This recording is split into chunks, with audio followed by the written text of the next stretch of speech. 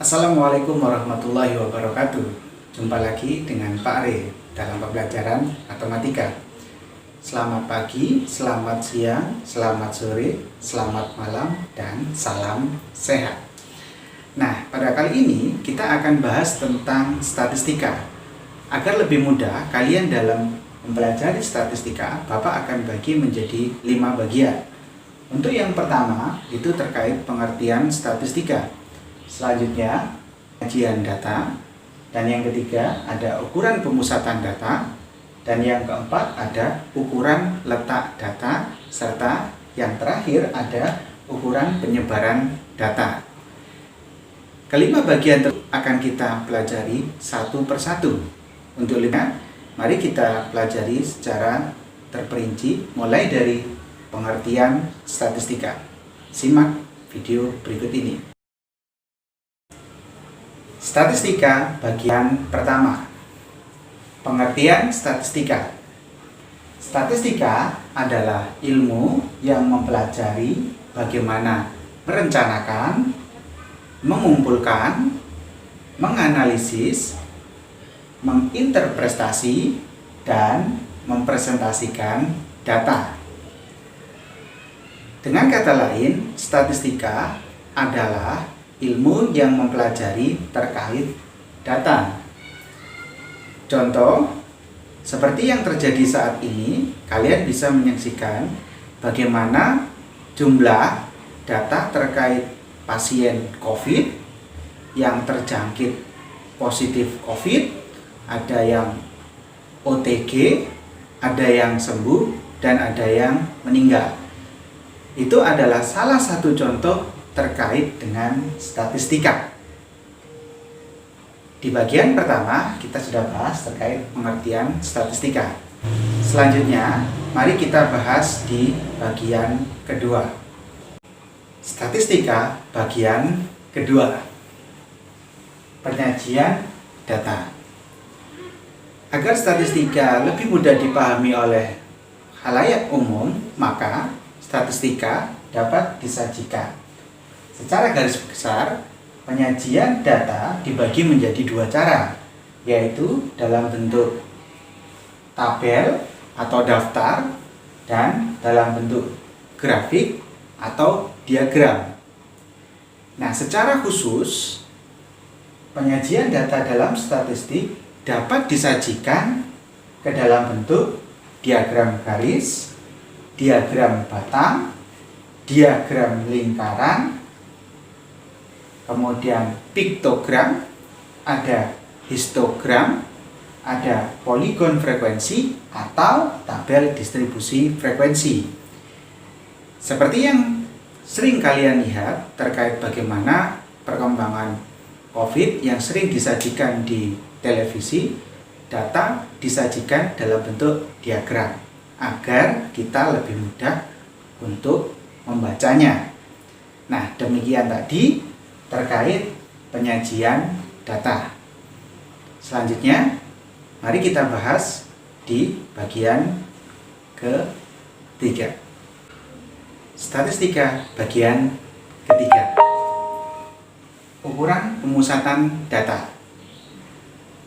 Ukuran pemusatan data yang pertama yang akan kita pelajari adalah terkait rata-rata hitung atau MEAN. Dalam simbol dituliskan sebagai X bar. Rata-rata hitung atau MEAN dibagi menjadi 2. Ada data tunggal dan data berkelompok. Untuk data tunggal,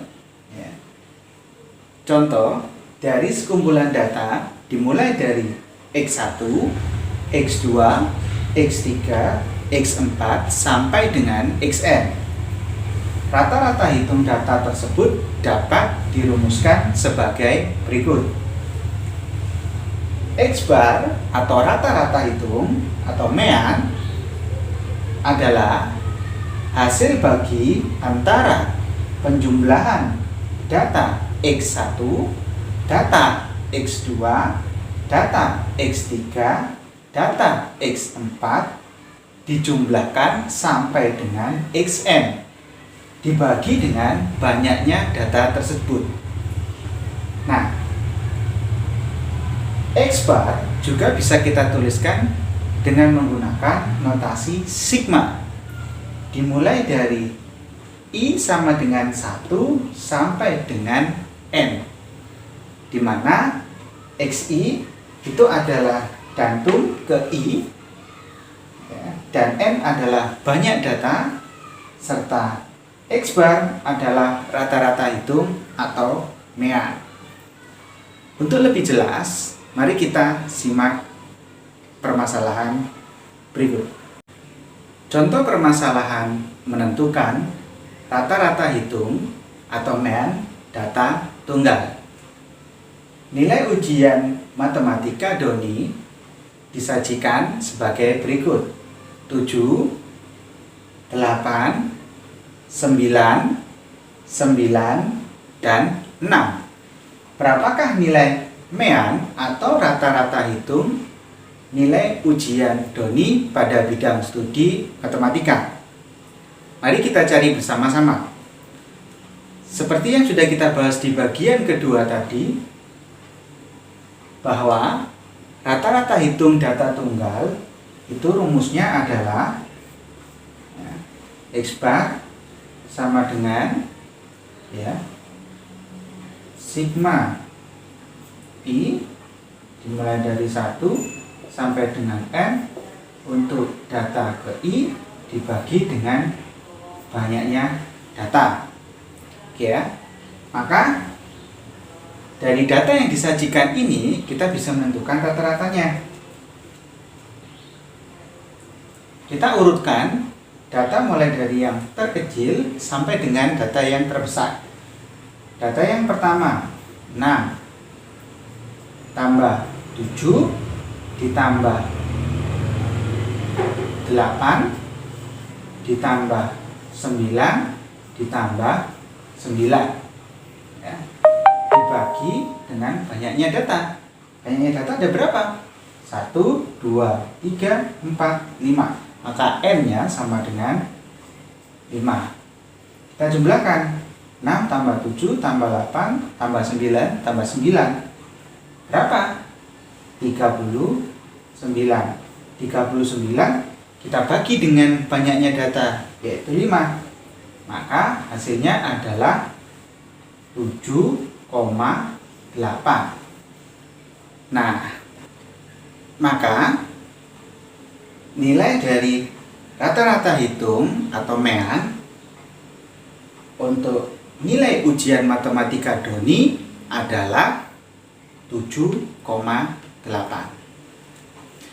Nah, tadi itu adalah salah satu contoh kasus terkait menentukan rata-rata hitung atau mean pada data tunggal. Selanjutnya, kita akan bahas menentukan rata-rata hitung atau mean untuk data berkelompok.